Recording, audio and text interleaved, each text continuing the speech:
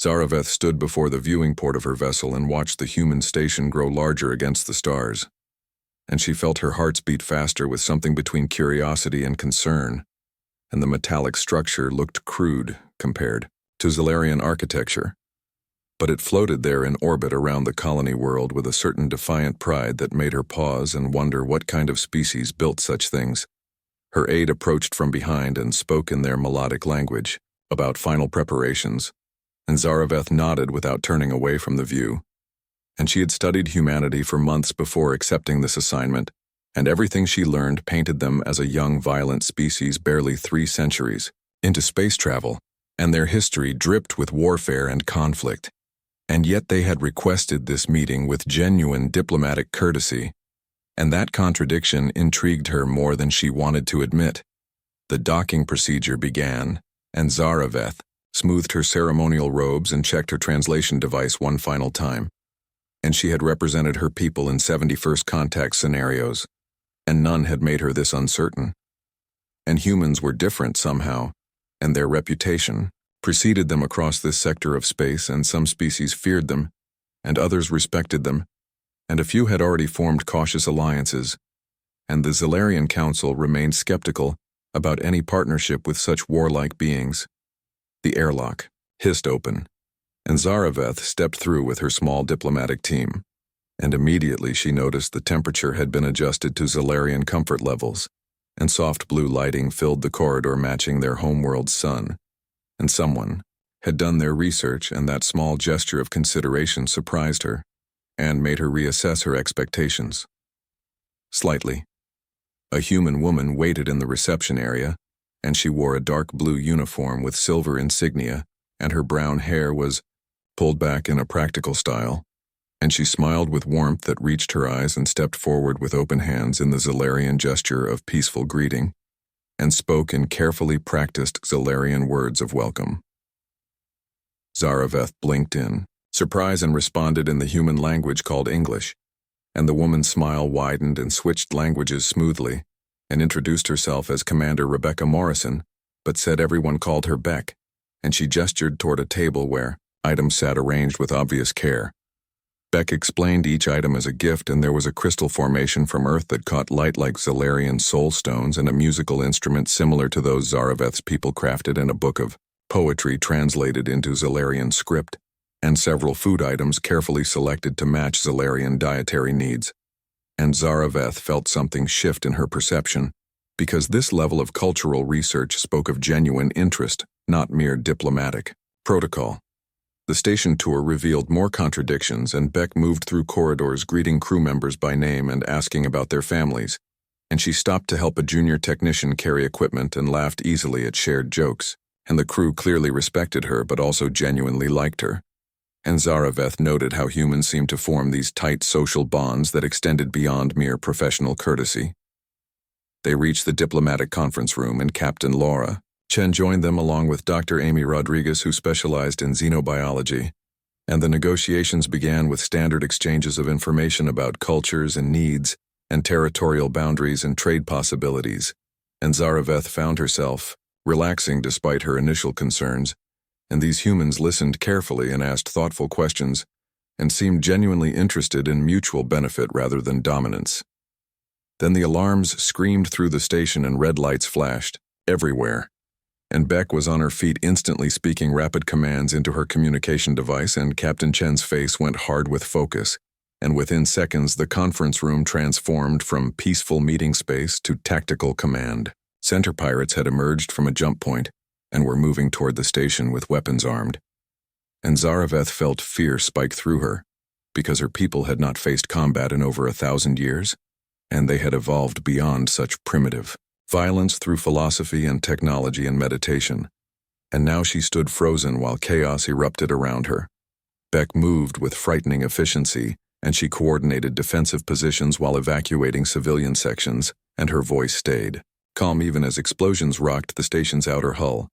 And Zaraveth watched in fascination and horror as this warm, friendly woman became something else entirely, and a protector, and a warrior, and a leader who made split-second decisions with absolute confidence. The pirates breached the lower decks, and fighting spread through the corridors, and Zaraveth's junior diplomat had been touring the engineering section when the attack started, and now he was trapped behind enemy lines and she felt helpless watching the tactical displays show his location surrounded by hostile forces. Beck studied the display for 3 seconds and then grabbed a weapon and headed for the door, and Captain Chen tried to stop her saying it was too dangerous, and the kid wasn't worth losing their best commander. But Beck's expression went cold as deep space, and she said, "No one gets left behind," and disappeared into the corridor before anyone could argue further. Zaraveth made a choice. She didn't fully understand and followed Beck through the station, and her diplomatic training screamed that she should stay safe in the command center. But something pulled her forward, and she needed to see what happened next, and needed to understand what drove this human woman to risk everything for a stranger from another species. The corridors had become a battlefield, and human security forces fought with coordinated precision that spoke of extensive training, and they moved like a single organism, and each person knowing their role and trusting their teammates absolutely. And Zaraveth saw them cover each other and share ammunition and pull wounded comrades to safety without hesitation. And it was violent and terrible and somehow beautiful in its fierce unity. Beck reached the engineering section and fought her way through pirate positions with skill that made Zaraveth's breath catch. And this was what her people had feared about humans, and this capacity for controlled violence, and this willingness to hurt and kill when necessary. And yet Beck only fired when she had no choice, and she offered surrender to enemies twice before shooting. And even in combat she held on to something resembling mercy. The young Zalarian diplomat huddled behind a console, and Beck reached him and checked for injuries and spoke calming words while returning fire with her other hand, and she radioed for backup and prepared to move back towards safe territory. And then the explosion came from somewhere above, and debris rained down, and Beck shoved the young Zalarian clear and took the impact herself and went down hard with metal. Pinning her legs, Zaraveth ran forward without thinking and helped the young diplomat pull Beck free while security forces held off the remaining pirates, and Beck's leg was badly broken, and blood ran from a gash on her head, and she kept trying to give orders and make sure everyone else got out safely, and even injured and trapped. She thought of others. First, they got her to medical bay where Dr. Rodriguez worked with calm efficiency, and Zaraveth sat beside Beck's bed and watched machines repair the damage, and wondered at this species that combined such contradictions and violence and compassion, and strength and gentleness and individual pride and collective loyalty, all woven together in ways her people had never managed.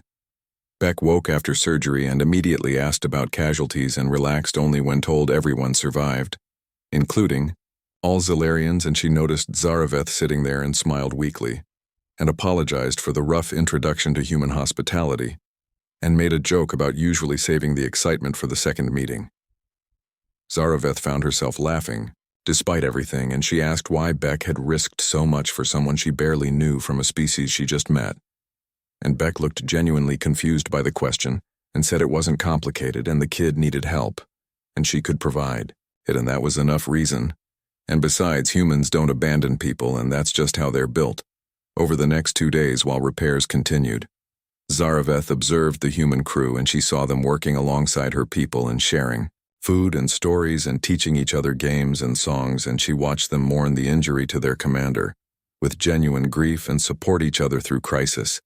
And she realized something profound about these supposedly primitive beings. Her government transmitted new orders, and they commanded her to reject the alliance proposal and return home immediately, and the council had reviewed combat footage and decided humans were too dangerous and too unpredictable, and their warrior nature made them unsuitable partners regardless of diplomatic overtures, and Zaraveth was to end negotiations and depart within the day. She sat in her quarters and struggled with the decision, and her entire career had been built on following protocol and trusting the wisdom of the council, and they had guided Zalarian civilization for millennia through logic and careful planning, and they were never wrong about threat assessment. And yet she had seen something they hadn't, and something their analysis missed completely. Another alarm sounded, but different this time, and not an attack but a critical system failure, and the station's power core had been damaged during the battle, and now it was